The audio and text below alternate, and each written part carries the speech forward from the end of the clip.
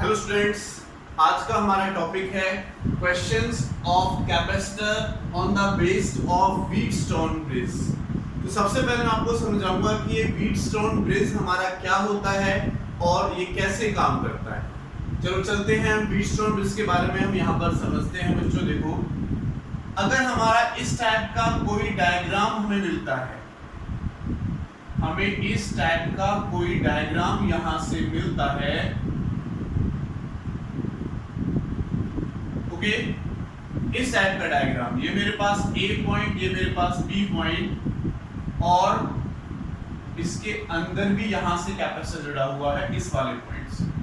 तो इसको C point, इसको मैं डी पॉइंट नेम दे सकता हूं। ये C1 है, ये C2 है, ये C3 है, ये C4 है और ये C5 है। कैपेसिटर्स हैं, कैपेसिटर लगे हुए हैं। इन कैपेसिटर्स को मैंने नेम दे दिया C1, C2, C3, C4 and C5। देखो बच्चों, अगर ये कंडीशन आ जाती है, इफ C1 अपॉन C2 का रेशियो, C1 अपॉन C2 का रेशियो C3 अपॉन C4 के रेशियो के इक्वल हो जाता है, C1 अपॉन C2 का रेशियो C3 अपॉन C4 के रेशियो के इक्वल हो जाता है, then there is no charge on C5।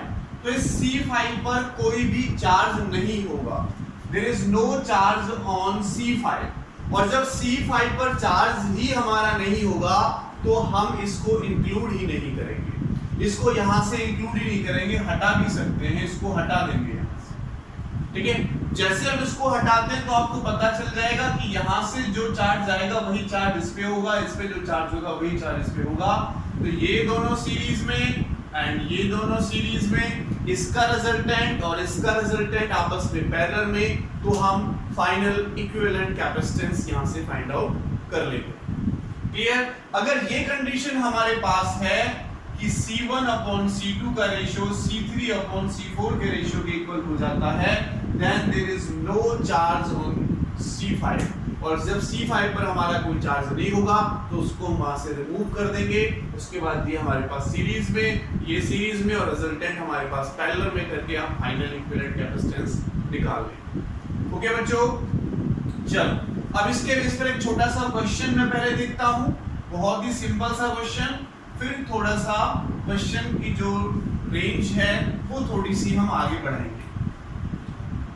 एक सिंपल सा क्वेश्चन ले रहा हूं बच्चों, अगर मेरे पास ये ए पॉइंट है और एक कैपेसिटर मेरे पास लगा हुआ है, एक कैपेसिटर यहां लगा हुआ है और एक कैपेसिटर यहां लगा हुआ है। ये 2 माइक्रोफैराडे का कैपेसिटर है, ये 4 माइक्रोफैराडे का कैपेसिटर है, ये 4 माइक्रोफैराडे का है और ये 8 माइक्रोफैराडे का कैपेसिटर है। ठीक है, और बीच में मेरे पास 4 माइक्रोफैराडे का कैपेसिटर है। 4, 5, 6 कितना भी पुट करूं उससे कोई फर्क नहीं पड़ेगा इसमें। देखो बच्चों, ये ए पॉइंट, ये बी पॉइंट, ये सी पॉइंट, ये डी पॉइंट, आपसे क्वेश्चन पूछा जाता है,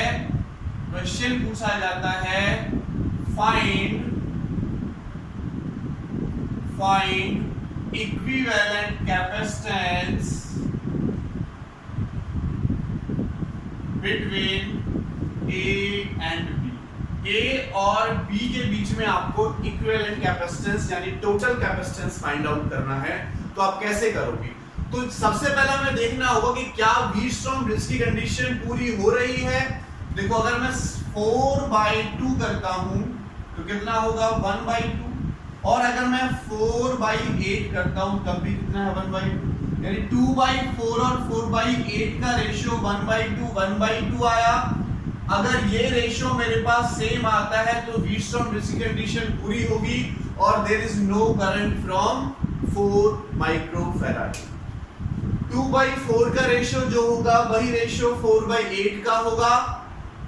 अगर रेशियो सेम है तो 4 माइक्रोफैराडे से जो बीच में लगा हुआ है इससे हमारा कोई चार्ज फ्लो नहीं होगा, और इस पर कोई चार्ज नहीं होगा तो हम इसको इंक्लूड नहीं करेंगे। इस कंडीशन में हम इसको हटा देंगे, यहां से रिमूव कर देंगे। तो रिमूव करने के बाद मेरे पास ये कंडीशन बची 2 4 सीरीज में एंड 4 8 सीरीज में। तो देखो अगर 2 4 को सीरीज में लेता हूं और 4 8 को सीरीज में लेते हैं तो आपको पता है सीरीज में कैपेसिटेंस निकालने का फॉर्मूला हो जाता है 1/2 + 1/4। जब इसको सॉल्व करोगे तो 3/4 आएगा। यहां से CS की वैल्यू 4/3 माइक्रोफैराड इस ऊपर वाले पार्ट की। अगर मैं इस नीचे वाले पार्ट का निकालता हूं तो 1/CS = 1/4 + 1/8, इसका 3/8 हो जाएगा। तो यहां से CS की वैल्यू 8/3 माइक्रोफैराड आएगी। ओके, तो इसको आगे अगर मैं डायग्राम ड्रॉ करता हूं तो डायग्राम बच्चों मेरा कुछ इस टाइप से बनेगा। ये A पॉइंट, ये मेरे पास B पॉइंट, इन दोनों का रिजल्टेंट कितना आया 4/3।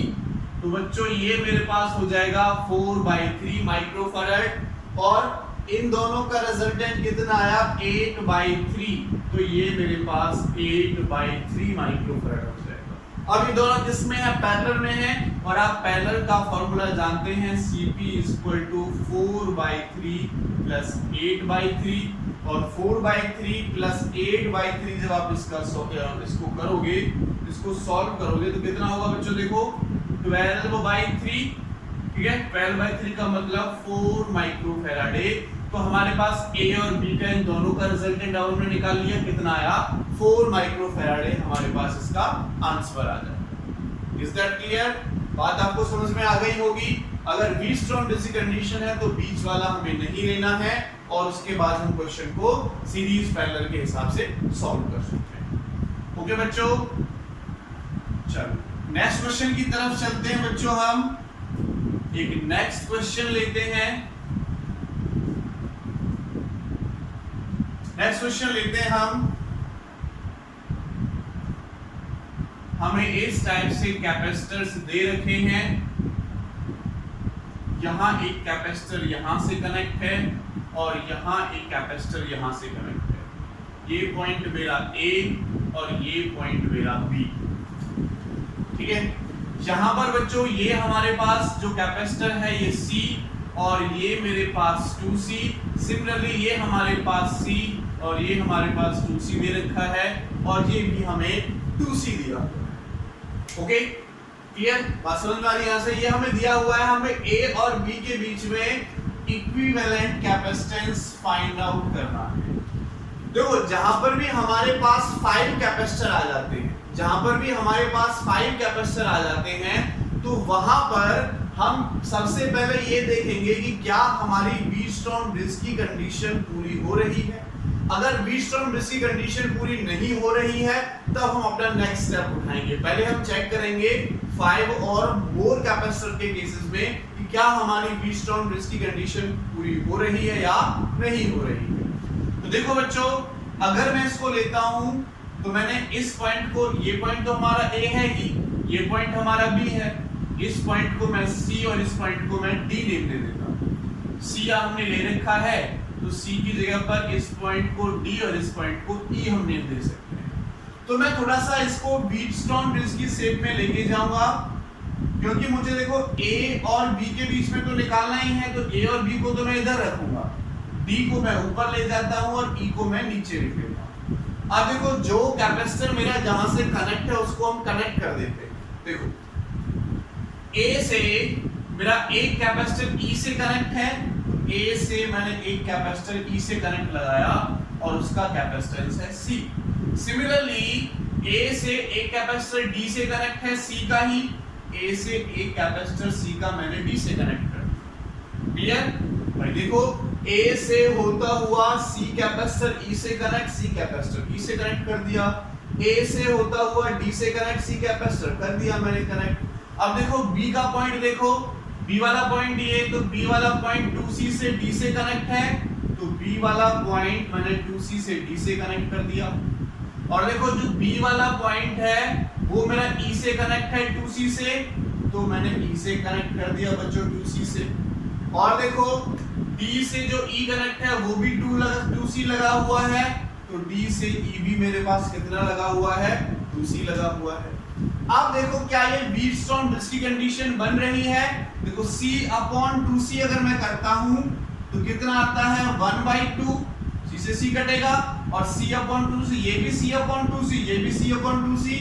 तो बच्चों दोनों की वैल्यू का रेशियो कितना आ रहा है 1/2 रेशियो हमारे पास निकल के आया। इसका मतलब वीटस्टोन-ब्रिस्की कंडीशन है और जो मेरा 2C है उसमें से कोई भी चार्ज फ्लो नहीं होगा, इस पर कोई भी चार्ज नहीं होगा और इस पर कोई भी चार्ज नहीं होगा।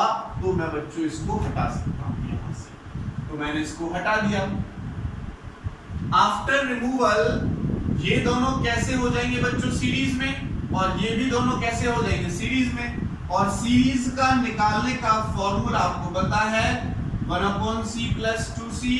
एलसीएम आप लोगे 2c, c से 2 बार तो ये आ जाएगा। cs निकालोगे तो 2c/3 और नीचे वाला भी 2c/3 आएगा क्योंकि सेम है। तो इसको डायग्राम को अगर मैं आगे सॉल्व करता हूं तो हमारे पास कुछ ऐसा डायग्राम बनेगा बच्चों। ये a, ये b, ये आया मेरे पास 2c/3 और ये भी आया मेरे पास 2c/3 क्योंकि ये भी सेम है, ये भी सेम है। अब ये दोनों किस में हुए बच्चों पैरेलल में हुए और पैरेलल का फॉर्मूला आपको पता है Cp = 2c/3 + 2c/3 यानी 4c/3 मेरा इसका आंसर निकल आएगा। 4c/3 हमारा बच्चों इसका आंसर निकल के आ जाएगा। तो इस टाइप से आप वीटस्टोन-ब्रिस्की क्वेश्चंस कर सकते हो। ओके चलो और क्वेश्चन कराते हैं हम इस पर। एक क्वेश्चन मैं आपको और देता हूं, वो आप खुद से भी ट्राई कर सकते हो।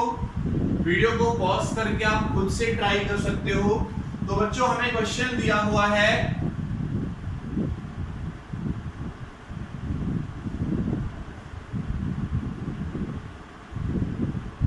ये मेरे पास A पॉइंट है और ये मेरे पास B पॉइंट है और भी दिया हुआ है बच्चों।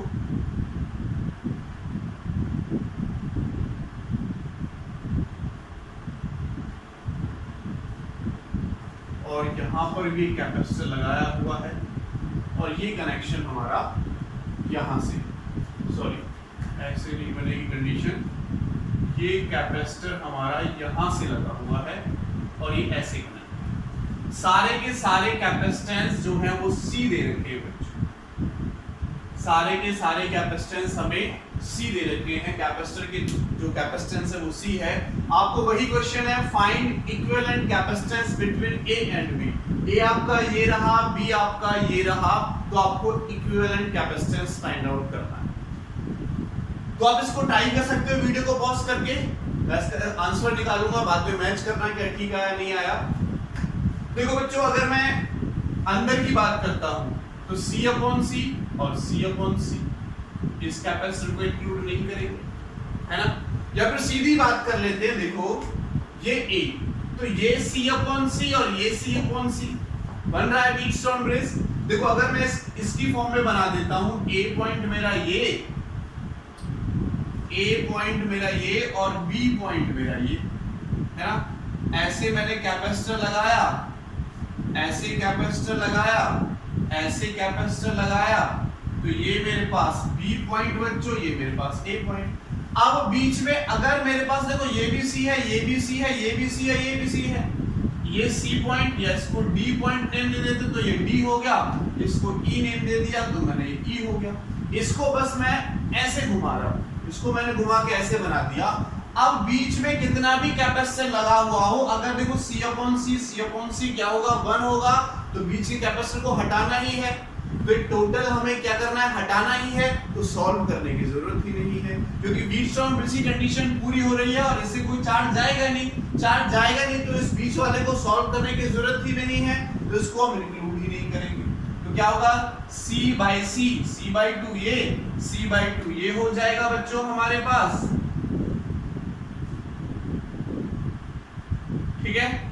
C/2 ये हो जाएगा, C/2 ये हो जाएगा और ये दोनों पैरेलल में हैं तो C इक्विवेलेंट क्या हो जाएगा बच्चों, C/2 + C/2, तो ये क्या हो जाएगा 2C/2 यानी C इक्विवेलेंट हमारे पास C ही आ गया। C इक्विवेलेंट कितना आ गया, C ही हमारा निकल के आ गया। ओके, दैट्स क्लियर, बात समझ में आ गई होगी। फिर बीच वाले जब चार्ज जा ही नहीं रहा तो इसको सॉल्व करने से फायदा नहीं है, पहले ही हमारे पास वीटस्टोन-ब्रिज की कंडीशन हो रही है तो हमें उसको लेने की जरूरत ही नहीं पड़ेगी। ओके, चलो अब मैं आपको एक क्वेश्चन देता हूं, एक्सटेंड वीटस्टोन-ब्रिज की एक्सटेंडेड फॉर्म, वीटस्टोन-ब्रिज की एक्सटेंडेड फॉर्म।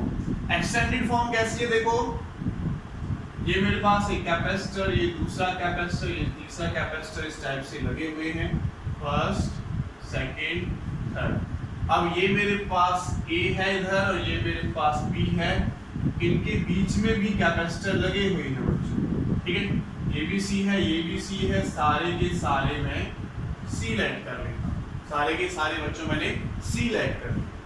ओके, तो देखो वीटस्टोन-ब्रिज की कंडीशन पूरी हुई है, C by C 1 आएगा, C by C 1 आएगा, तो इस वाले से भी चार्ज नहीं होगा, इस वाले से भी चार्ज नहीं होगा, तो हम इन दोनों को इंक्लूड नहीं करेंगे।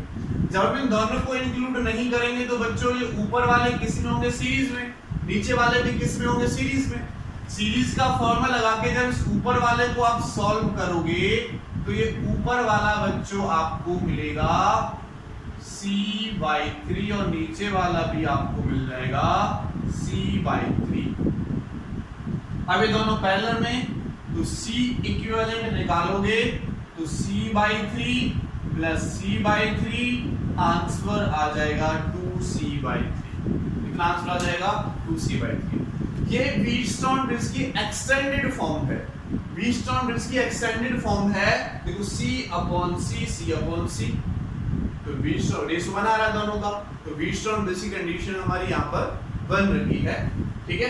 तो बीच वाले हम इंक्लूड नहीं करेंगे और बीच वाले इंक्लूड नहीं करेंगे, तो तीनों सीरीज में, ये तीनों सीरीज में C/3 सॉल्व करेंगे तो 2C/3 हमारे पास निकल के आ जाएगा। चलो लास्ट क्वेश्चन और देते हैं, एक्सटेंडेड फॉर्म का ही एक क्वेश्चन और देते हैं बच्चों। अच्छा क्वेश्चन है ये, क्या क्वेश्चन है हमारे पास, इस टाइप से हमें कनेक्शन दिया हुआ है और ये ऐसे आगे तक हमारा बढ़ता जा रहा है, ये भी आगे तक बढ़ता जा रहा है। अब ये हमारे पास A है और ये हमारे पास B है और बीच में हमारे कैपेसिटर्स लगे हुए हैं और ये भी हमारे पास ऐसे इनफिनिटी तक बढ़ते जा रहे हैं। ये हमें दे रखा है C, ये दे रखा है 2C, ये दे रखा है 4C, ये दे रखा है 8C, C 2C 4C 8C इस टाइप से बढ़ता जा रहा है और यहाँ पर हमारे पास C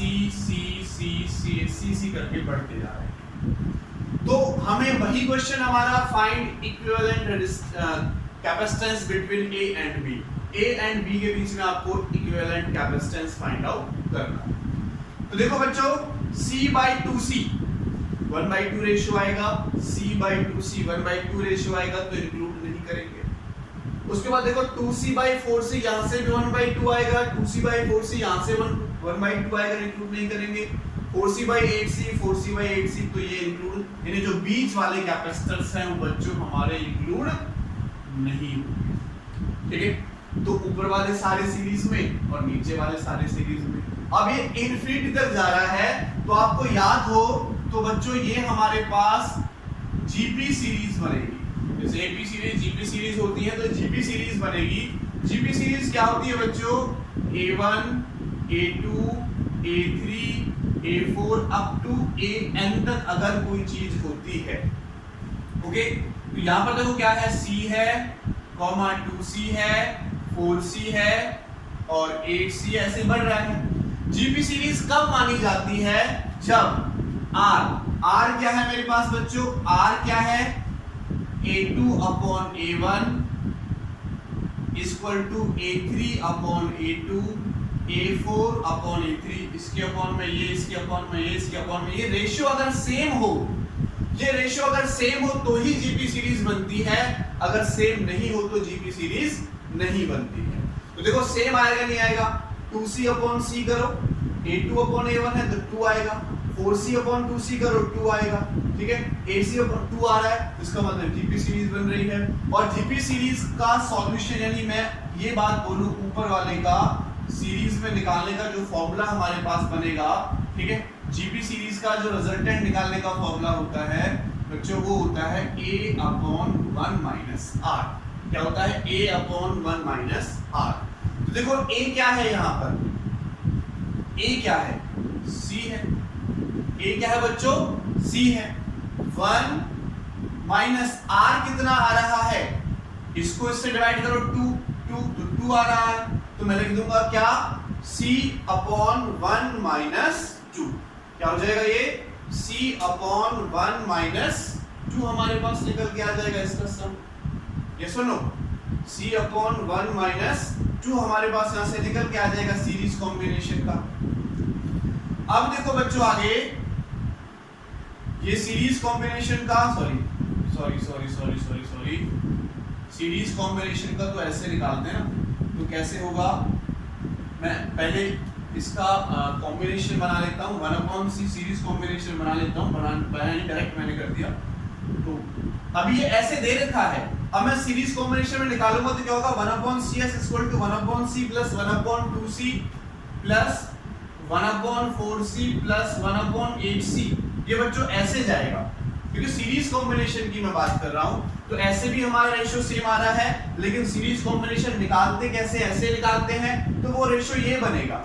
अगर मैं यहां से 1/c कॉमन ले लेता हूं, 1/c कॉमन ले लेता हूं, क्या बचेगा? 1 plus 1/2 plus 1/4 plus 1/8 and plus up to so on. तो देखो ये भी सीरीज में है, अगर मैं इसके डिवाइड में ये करूंगा तो 1/2 रेशियो होगा, 1/4 डिवाइड बाय 1/2 करूंगा तो भी 1/2 आएगा, 1/8 डिवाइड बाय 1/4 करूंगा तो भी 1/2 आएगा। तो ये क्या बन रही है? हमारे पास जीपी सीरीज बन रही है। और जीपी सीरीज का रिजल्टेंट निकालने का फॉर्मूला क्या होगा? देखो अगर मैं यहाँ से 1/cs निकालता हूँ, तो अब मैं फॉर्मूला लगाऊंगा इसका, अंदर वाले की जीपी सीरीज है, 1/c तो कॉमन है, तो 1/c तो मैंने कॉमन ले लिया, तो क्या फॉर्मूला होता है? a divide by 1 minus r। तो a कितना है? देखो 1, a कितना आया मेरे पास? 1 आया, और r कितना होगा? अगर देखो r में निकालता हूं तो मुझे क्या करना पड़ेगा? 1/4 अपॉन 1/2, या पहले तो मैं यही करूंगा, ये डिवाइड बाय ये, तो 1/2 डिवाइड बाय 1 कितना होगा? 1/2। ऐसे 1/4 डिवाइड बाय 1/2 तो 1/2 आधा चला जाएगा, तो क्या हो जाएगा? 1 माइनस 1/2, तो ये ऊपर जाएगा, ठीक है। तो क्या हो जाएगा मेरे पास बच्चों? यहाँ से cs की वैल्यू आ जाएगी c/2, यहाँ से सॉल्व करोगे तो 1/2 बचेगा, 2 पर जाएगा, 2/cs निकालोगे तो c/2। cs की वैल्यू कितनी आई? c/2। ऊपर वाले का टोटल कितना आया? सीरीज कॉम्बिनेशन में हमने सीरीज कॉम्बिनेशन को सॉल्व किया जीपी सीरीज से, तो कितना आया? c/2। नीचे वाले का भी कितना आएगा? c/2 आएगा, ठीक है। प्लीज आपको समझ में आ गया होगा, इसको मैं कंडीशंस रख कर देता हूं। ऊपर वाला भी कितना आएगा? c/2 आएगा। तो मेरे पास a और b में जो कॉम्बिनेशन करके डायग्राम बनेगा वो बच्चों कुछ इस टाइप से बनेगा, ये a, ये b, ये c/2 और ये भी c/2। अब दोनों किसमें? पैरेलल में, तो इक्विवेलेंट कैपेसिटेंस क्या हो जाएगा? c/2 plus c/2। तो c इक्विवेलेंट आ गया मेरे पास, c निकल, c इक्विवेलेंट कितना आ गया? c निकल। तो इस टाइप से हम ऐसे क्वेश्चंस कर सकते हैं। ये क्वेश्चंस थे हमारे व्हीटस्टोन ब्रिज पर। Thank you so much.